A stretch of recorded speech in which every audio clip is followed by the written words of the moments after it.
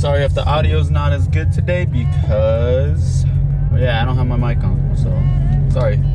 What's up, everybody? Today, we're gonna be talking about how the Toyota Supra 2-liter 4-cylinder has just eliminated the possibility for the next generation GR86 and BRZ to be turbocharged, and it's crippled their sales before they even came out. If you don't know who I am, I'm Israel. I'm going to be talking about this today. I talk about car things. I do car vlogs. I even try and do car edits as much as possible. If you enjoy the content, go ahead and give it a like, comment on the video, subscribe, tell me some ideas what I should do. Yeah, I'll appreciate it a lot. Alright, everybody, now that I'm done giving myself the shameless plug, as you know, if you've seen any of my other videos, I'm actually very much planning to get the new BRZ when it comes out. Reason why I say BRZ and not the GR86 is because I work for Supra and I'll be able to get one for discount. So that's exactly why I'm saying 99% chance I'm going to get the Supra. We still haven't seen the renderings yet, though. I'm really hoping that we're going to be seeing those soon. Definitely have a video out when we get those. This new 2-liter Supra, why? The 2-liter Supra is already a thing in Europe and I believe even in Japan, but it hasn't came here, but now it is coming here. The US car market doesn't have that big of a market for small sports cars anymore. It's all about SUVs. There's not much room for, niche sports cars. While I think it's absolutely great that Toyota has came out with all of these sports cars in the past few years with the GR Supra, the 86, the GR Yaris that's in Europe, and them actually confirming that the next generation GR86 is coming out and the BRZ is coming out. It's amazing. And there's also been rumors about the MR2, the Celica. It's awesome, right? It's really cool to see them going back to motorsport with Gazoo Racing. It's amazing. But it's also bittersweet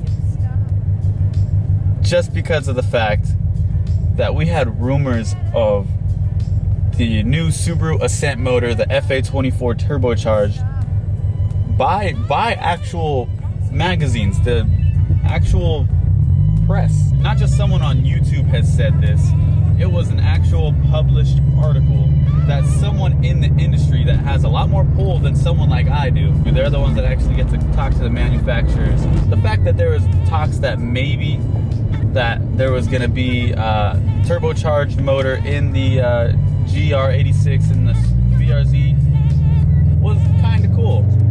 Me personally, I never really thought they were actually going to put a turbocharger on these cars from factory, just for reasons of the fact that this is supposed to be just like a bare bones sports car, back to basics. And even though that personally I didn't care too much whether it was turbocharged or naturally aspirated still, this is probably going to let down a whole lot of people, just for the fact that a lot of people did want it turbocharged from factory because they wanted it quicker. That was probably the biggest complaint for these cars in the past few years that this car has been out. The fact that it's not going to be turbocharged isn't going to be very thrilling for some people. And the fact that Toyota has confirmed that the 2-liter Supra from Europe is coming to the United States and it's going to have 255 horsepower and I believe 295 foot-pounds of torque, it kind of just destroys the opportunity for the GR86 and the BRZ to have a turbocharger. And I do believe that this is going to affect some of the twins' sales, mostly because it has some more power, not a whole lot more, and it's still somewhat within the price range because a new BRZ TS is going to be sold at 33 grand MSRP. And they said it's going to be somewhere just a little bit north of 40 grand. So if they have a little bit of extra change in their pocket for something that's going to be a little bit nicer and updated interior, someone's going to want it, right?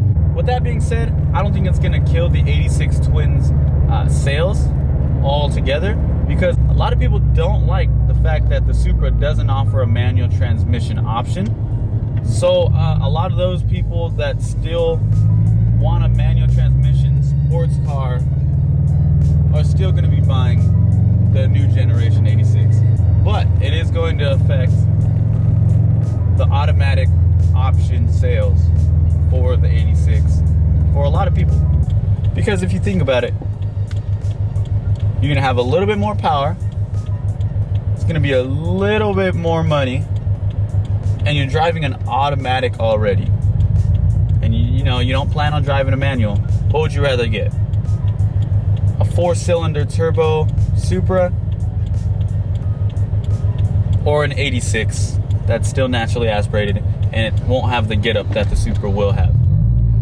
So I think it's definitely going to be killing a lot of the sales for the automatic. Maybe even some of the people that were even thinking of buying manuals, they'll just be okay with the fact that it only offers an automatic because it has more power, so they'll end up going to it anyways. It kind of sucks because it's almost like Toyota shooting its own self in the foot a little bit. Maybe just shot its pinky toe, something that's not exactly important. It just kind of sucks because the 86 twins haven't sold, or the sales have kind of declined in the past few years. Now that the 86 is 8 years old, its model year, it's on its 8th year. I imagine when they get the new generation out, it's going to be a whole lot better. It's going to obviously sell more, but for a lot of people, they wanted the turbo. It's most likely not going to happen now. So yeah, it's just a small hiccup in the road. One reason why I'm definitely okay with the fact that the next generation won't be forced induction is because of the fact that it gives everybody who buys this car like a blank slate to do whatever they want with it. Some people like to keep it naturally aspirated, some people like the turbo, and some people might even want to supercharge it. It's really cool how it gives the people a chance to do what they want with the car. We already know that they're not going to be using the regular FA20 in this car anymore.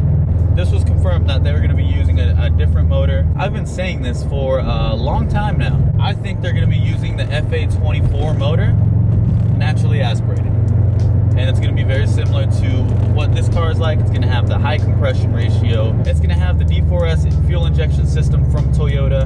And I think it's going to be very similar to this motor, but it's going to be a bigger displacement. It's going to have some more power, and it's also going to have some more torque, which I definitely feel like is what most people are actually wanting. I think that's definitely the silver lining, and I'm kind of rooting for that option because I do like the idea of being able to choose whether I want to go supercharger or turbocharger, because I'm definitely going to be doing one. Anyways, that's it for today, you guys. What do you guys think? Let me know down in the comments. Do you think it's still going to be, there's still going to be a chance for it to be turbocharged? Do you think it's going to be naturally aspirated? Do you think it's going to have the Ascent motor, just like how I said with the D4S, and higher compression, just like this one is? I'm just really excited to get one, to be honest. I really want one. I can't wait for it to come out. Alrighty, guys. Get out of here. Enjoy the rest of your day. Video's over. I'll be seeing you guys in the next video. Peace out, you guys.